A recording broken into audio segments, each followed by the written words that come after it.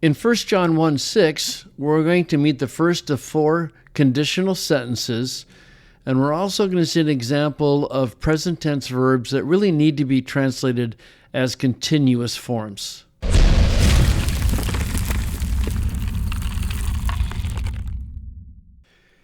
Eon apomen, hati koinonion echomen, metaltu, kai, entoskate peripatomen, pseudamatha, kai upoiumen, tein aletheon.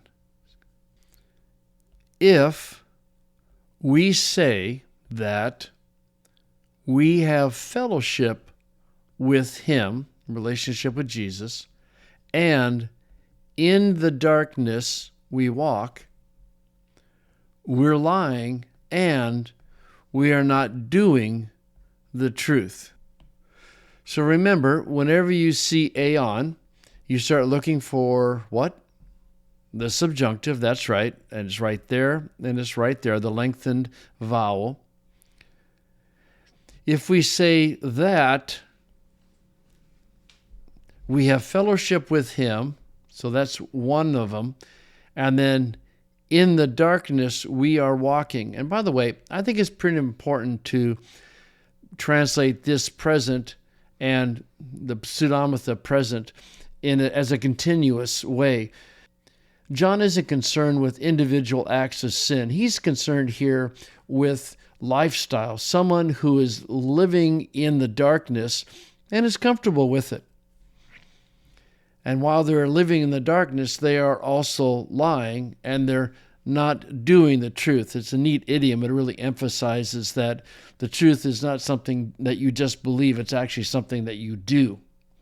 I think the phrasing on this verse is helpful, but I was going to run out of space, so I have to shrink my text down a little. So it's, if on the one hand we say that we have fellowship with Him, and on the other hand, if we are walking in the darkness, then we are lying and we are not doing the truth. On if-then sentences, I prefer to indent the if, and I'm going to go ahead and do that, which means I need to adjust this second one as well. And on these kais, you can leave it here at the end if you want, or if you find it helpful, you can set it up like this. It depends upon just how much detail you want in your phrasing.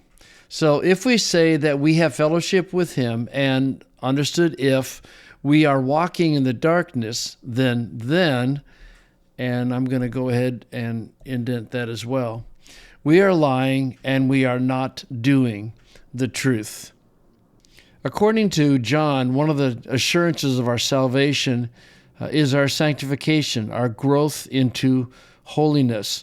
And if there is no growth into holiness, then I've always said there is no assurance of salvation. You can hang on to the truthfulness of God and some of these other assurances that we have.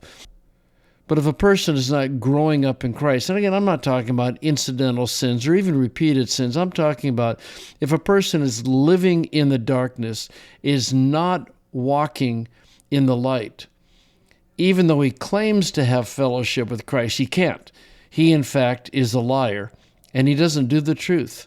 So that's a really important verse that, regardless of what your theology is, you need to come to grips with what this verse is teaching.